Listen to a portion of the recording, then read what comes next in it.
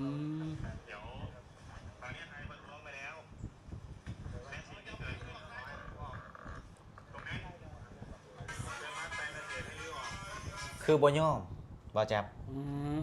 ล้ำเขตแล้วนี่นี่ไหน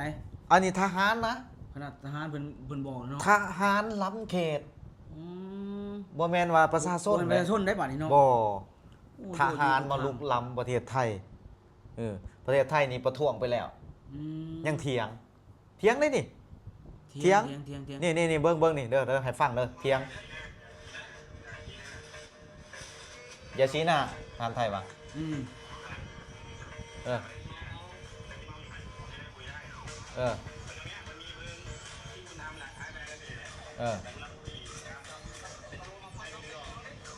ซี่หน้าเนาะคือเขาทานไทยนี่เขามาเตือนเพราะว่าเจ้าลุกล้ำอาณาเขตของเขาสังเกตไอ้ฟังเนี่ยเว้าด้วยเหตุผลอาหารไทยเว้าด้วยความสุภาพเนาะแม่นด้วยความสุภาพแต่อันนี้แบบว่าสีหน้าเหมือนกับแสดงอากับกิริยาร่างกายแบบว่าก้าวร้าวนะไปสีหน้าผู้อื่นครับคือในคลิปที่บ่หน่อยเบิ่งเนาะทหารไทยนี่เขาไปเตือนที่ทหารเขมรล้ำเขตมาลุกล้ำแม่นลุกล้ำเขตแต่ทหารเขมรสีหน้าทั้งที่ตัวเองลุกล้ำคนอื่นมาเนาะมาตั้งแคมป์โอ้ประชาชนก็ยังประว่าเนาะอาจจะเขาจะพิษติดระดับทหารเลยอันนี้ระดับทหารถือว่าทหารชายแดนเนี่ยเขาต้องหู้อยู่แล้วว่าเขตของไผแน่นอนโว้ยมันหู้อยู่แล้วเพราะว่าประจำการอยู่ประจและอย่างสำคัญในพี่ทหารไทยบอกว่าได้ทับทวงไปแล้วทับทวงไปแล้วแต่ก็ยังมาสีหน้าทหารไทยเตือนว่าอย่าสีหน้าทันทีว่าหูจักว่าของผู้อื่นแล้วสิถอยออกบ่แม่นเนาะแม่นยังมาสีหน้าหมู่อีกโอ้ยบางเทื่อเกิดประเด็นดราม่าสมควรดราม่านะอย่างนี้นี่นะบอกว่าแต่ดราม่านะมันเรื่องใหญ่นะล้ำเขตทหารล้ำเขตนี่ถ้าเป็นประชาชนก็ยังพอหวานเนาะคือก่อนหน้านี้ก็มีประเด็นอยู่แล้วเนาะที่ทางเขมรขึ้นไปร้องเพลงชาติไทยอยู่ปราสาทตาเมืองทมร้องเพลงชาติไทยร้องเพลงชาติเขมรร้องเพลงภาษาเขมรอยู่ปราสาทตาเมืองทมเนาะก็มีประเด็นดราม่าเพราะยังปราสาทตาเมืองทมนี่เป็นวัดเนาะวัดเป็นนครเนาะหรือว่าเป็นปราสาทเก่าแก่ที่ยุคโบราณไทยเขาเปิดให้ท่องเที่ยว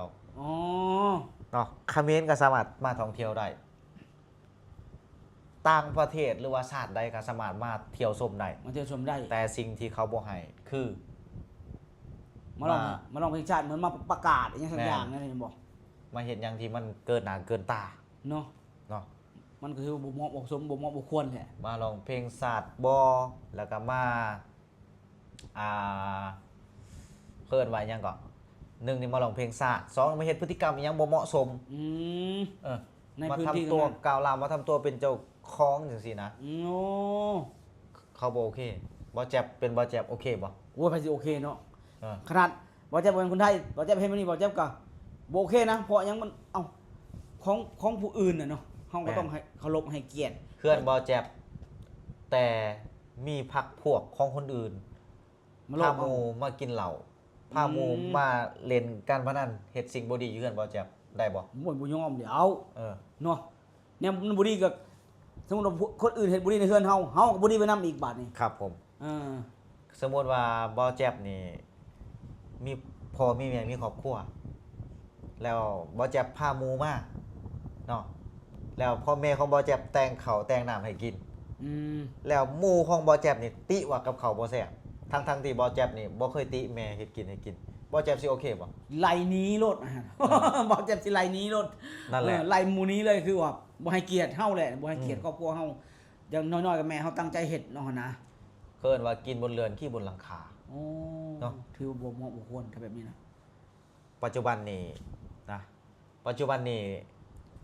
คนกัมพูชานี่ยังอาศัยอยู่แผ่นดินไทยนี่หลายชีวิตอุ้ยก็มาเป็นแรงงานแบบบ่แจ็บนี่หลายนะบ่แจ็บนี่หลายนะเป็นแรงงานนี่เป็นแรงงานก็หลายเสื้อว่ายังสิเข้ามาอีกนะบ่น้อยก็บ่เข้าใจคือกันว่าเป็นหยังเนาะเขาถึงเฮ็ดพฤติกรรมแบบนี้บ่ว่าแต่คนกัมพูชามาเฮ็ดงานอยู่ไทยหลายนะอยู่กัมพูชานี่บ่น้อยไปเบิ่งคลิปต่างๆที่ยูทูบเบอร์ไทยก็มีหรือว่าคนเขมรเองไทยก็มี อืม ใส่เงินบาทเลย บ่ ประเทศกัมพูชานี่ใส่เงินบาทเลย เขาใส่ รา เงิน คา บาท นี่ยังเขียนเป็นเงินบาท อ้าวนั่นหมายถึงว่า เออ ประเทศกัมพูชาก็ใส่ของไทยใส่เงินไทย แม่น มาเอาแล้วเป็นยังจังต้องแบบมาเหมือนมาเบียดเบียนคนไทยล่ะ หายใจห่วมจมูกกับไทย อืมคือเห็นแบบสั้นแต่ถ้าเกิดว่ามันมีสิ่งที่ดีต่อกันเป็นยังจังบ่เคารพ อืม ซึ่งกันและกัน ครับผม บ่จำคิดว่าประเทศไทยนี่เป็นประเทศที่ให้โอกาสคนขนาดนะ แม่น หน่อยให้โอกาสคนขนาดเลยก็มีความเมตตาต่อคนสูง เพราะฉะนั้นอันใดที่มันกระทบกระเทือนจิตใจกันทบทวนความรู้สึกกันควรจะให้เกียรติกันนะควรที่จะให้กันนะ เอาง่ายๆซะ คือบอหน่อยนี่อายุ27ปีบอแจ็บอายุ 40 กว่าปี บอหน่อยก็ควรให้เกียรติ แม่นบ่น้อย เออ คือในความเป็นจริงเนาะ คืออ้ายนี่ตบหัวน้องได้แต่น้องบ่สามารถตบหัวอ้ายได้ แม่นอันนั้นในความเคารพต่อกัน แม่น ในความเคารพต่อกัน คือไทยกับเขมรหรือว่าไทยกับลาวไทยกับเนาะข้างบ้านนี่ถือว่าไทยเป็นรุ่นพี่ เป็นรุ่นพี่แล้ว เป็นรุ่นอ้าย อ่า คอยอุ้มสู้ บ่น้อยเสือบ่ปานนั้นเพิ่นยังเว้าไว้นี่นะเพิ่นยังเว้าไว้นี่นะให้เกียรติให้ความเป็นเพื่อนบ้าน ครับ เพิ่นยังเว้าไว้นี่นะแต่ในความเป็นจริงแล้วเนาะถ้าเว้าในฐานะครับ ผ เนาะ ม ในฐานะเว้าไปตรงๆเลยนะบ่ต้องแบบอ้อมค้อม ครับ ในฐานะนี่เพิ่นนี่เกินคำว่ารุ่นพี่แหละเป็นผู้อุปถัมภ์ได้เลยนะเพราะว่าซอยเหลือหลายด้านในแต่ละ อุ้ม ชาตินะ อุ้มสู้รายด่าน หลายด้าน ถามว่าเขมรติดกับประเทศใดแน่หลายประเทศนะ กันหลายประเทศ อินโด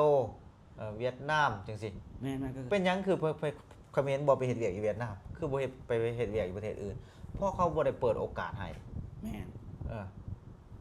โอกาสมันบ่ได้ดิบได้ดีคืออยู่เมืองไทย แน่นอนแน่นอน เมืองไทยนี่โอ้